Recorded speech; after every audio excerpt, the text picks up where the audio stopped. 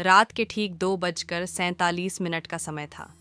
बाहर तेज ठंडी हवा चल रही थी, जिससे पुराने लकड़ी के दरवाजे का कुंडा बार बार हल्के से खड़क रहा था। पूरा शहर गहरी नींद में था। सड़कें खाली, कुत्तों के भौंकने की आवाज़ भी कहीं दूर से ही सुनाई पड़ रही थी। लेकिन एक घर ऐसा था जहां नींद का नामो निशान नहीं था। एक छोटे से हॉल में 2 लोग बैठे थे। एक 22 साल का लड़का कबीर और उसकी 19 साल की बहन अनन्या, जिसकी हालत देखने लायक थी। उसकी आंखें लाल थीं, बाल बिखरे हुए, कपड़े मिट्टी और खून से सने हुए, और उसकी कलाई पर गहरे निशान बने थे, जैसे किसी ने नाखूनों से खरोंच डाली हो। लेकिन घर में ऐसा कोई इंसान नहीं था जिसने उसे छुआ भी हो। कबीर लगातार उसके पास बैठा था। उसकी सांसें तेज हो रही थीं, हाथ कांप रहे थे। वह बार बार उसके चेहरे को पकड़कर कह रहा था, अनन्या, प्लीज़, बस मेरी तरफ देखो। तुम ठीक हो जाओगी। मैं हूँ यहाँ, सुन रही हूँ ना। लेकिन अनन्या नज़र नहीं उठाती। उसकी निगाहें खाली थीं, जैसे वह इस दुनिया में थी ही नहीं। 4 दिन पहले तक सब सामान्य था। लोगों की नज़र में वो एक सामान्य लड़की थी, कॉलेज में खुश मिजाज, हंसने वाली, दोस्तों के साथ घूमने वाली। लेकिन अचानक एक रात वह खुद से बात करने लगी, कमरे में अकेले चीखने लगी, और जब दरवाज़ा तोड़कर अंदर पहुँचे तो उसने दीवार पर अपने ही खून से कुछ लिखा था, मैं वापस आ गई हूँ। उस रात से लेकर अब तक घर में कोई रात बिना डर के नहीं गुजरी। कबीर ने शहर के सबसे बड़े डॉक्टरों को दिखाया। MRI, CT scan, blood test, सब नॉर्मल। डॉक्टर बोले, यह मानसिक बीमारी है, शायद ट्रॉमा। लेकिन कबीर जानता था कि यह कुछ और है, कुछ ऐसा जो इंसान की समझ से बाहर है। क्योंकि हर रात ठीक 3:03 पर अनन्या की आवाज़ बदल जाती, उसका शरीर अकड़ जाता, सांसें रुकने जैसी हो जाती, और वह ऐसी चीज़ें बोलती जो किसी को और आज रात वह अचानक ज़ोर से हंसने लगी। ऐसी हंसी जो किसी इंसान की नहीं थी, भारी, गहरी, गूंजती हुई, जैसे किसी गुफा से आती हो। कबीर डर कर पीछे हट गया। अनन्या ने धीरे धीरे गर्दन घुमाई और सीधे उसकी आंखों में देखा। कबीर, तुम छुप क्यों रहे हो? मैं तो तुम्हारे पीछे भी देख सकती हूँ। उसके चेहरे पर एक ठंडा, निर्लिप्त भाव था, जैसे वह इंसान ही नहीं। अचानक कमरे की सारी लाइट्स बंद हो गईं। अंधेरा घना हो गया, हवा तलवार जैसी ठंडी हो गई, और उसी अंधेरे में अनन्या की फुसफुसाहट सुनाई दी, वह आ रहा है। कबीर कांप उठा। कौन? लेकिन जवाब देने वाली अनन्या नहीं थी। वह आवाज़ पीछे से आई, गहरी, धातु जैसी, तुम बहुत देर कर चुके हो। कबीर ने लाइट का स्विच दबाया, और जैसे ही रोशनी आई, उसने देखा कि अनन्या हवा में 2 फीट ऊपर उठी हुई थी। उसका शरीर सीधा, हाथ खुले, सिर पीछे झुका, और उसकी आंखें पूरी तरह काली। कबीर चीखने ही वाला था कि अचानक दरवाज़ा जोर से खुला और एक आदमी अंदर आया। लंबा कद, सफ़ेद कॉलर वाला काला कोट पहने, हाथ में पवित्र cross. Father Adrian, thank God आप आ गए, कबीर कांपते हुए बोला। एड्रियन ने हल्का सिर झुकाया, आंखें अनन्या पर से हटाए बिना कहा, अगर 1 मिनट भी और देर हो जाती, शायद बहुत देर हो जाती। अनन्या ने गर्दन घुमाते हुए धीमे और विकृत स्वर में कहा, ओह, तुम्हें बुलाने का क्या फ़ायदा? वह अब मेरी है। एड्रियन ने प्रार्थना शुरू की, हे प्रभु, इसे अंधकार की ताकत से बचाइए।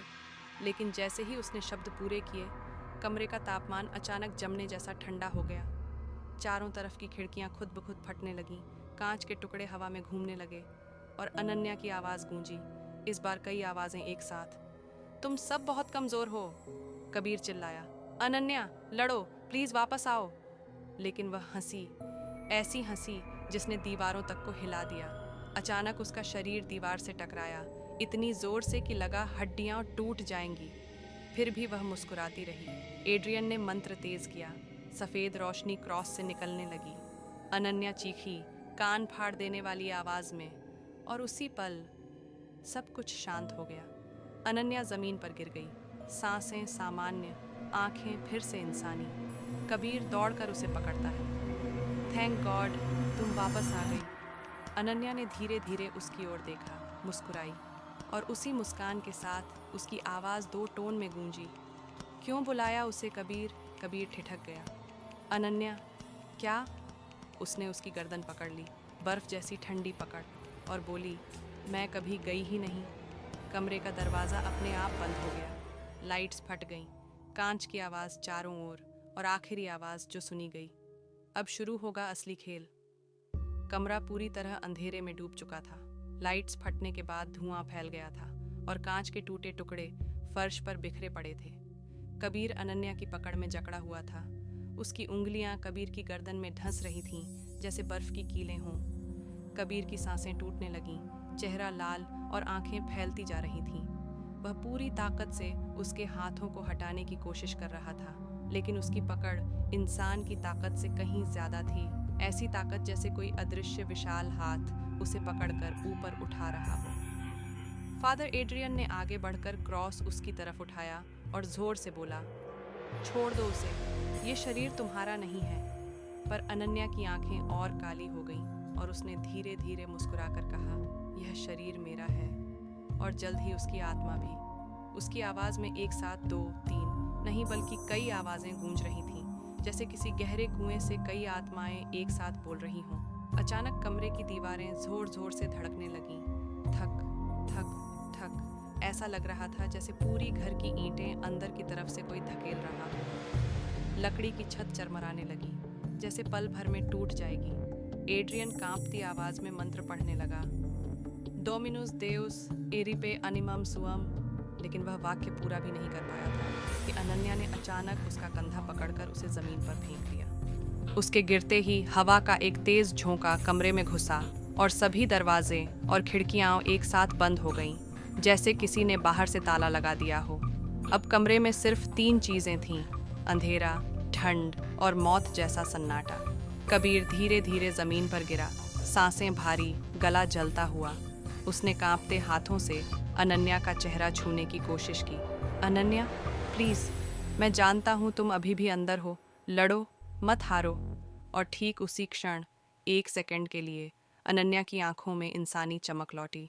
उसके चेहरे पर दर्द उभरा। आवाज़ टूटते हुए बोली, भाई, प्लीज़ मुझे बचाओ, वह मुझे ले जा रहा है, मुझे मत छोड़ो। कबीर की आंखों में आंसू आ गए। वह उसके गालों को पकड़कर बोला, मैं यहीं हूँ, कभी नहीं छोड़ूंगा।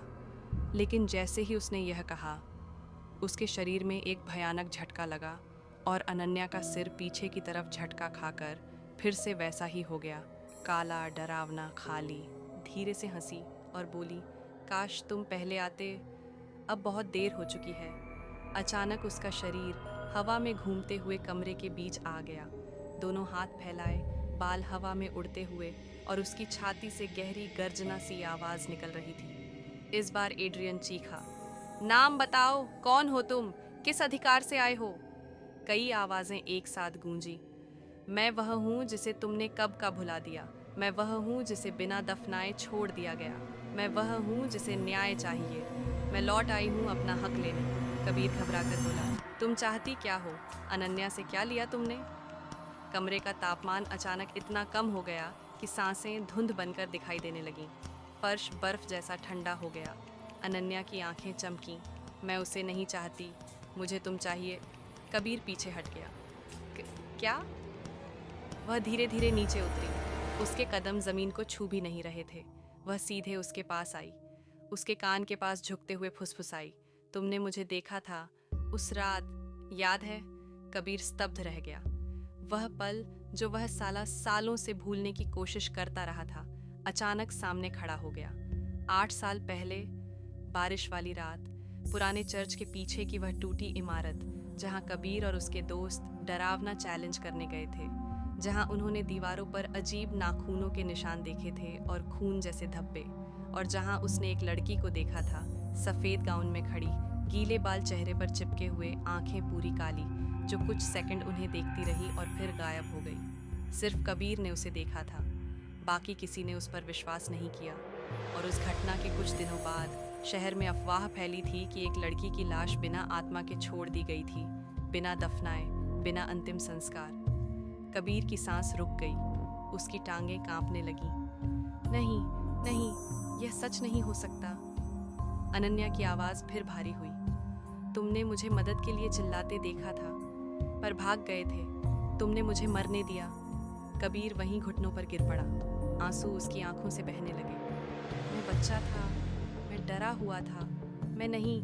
लेकिन उसकी बात बीच में ही रुक गई क्योंकि अनन्या ने उसकी ठुड्डी पकड़ी और जोर से ऊपर उठाया।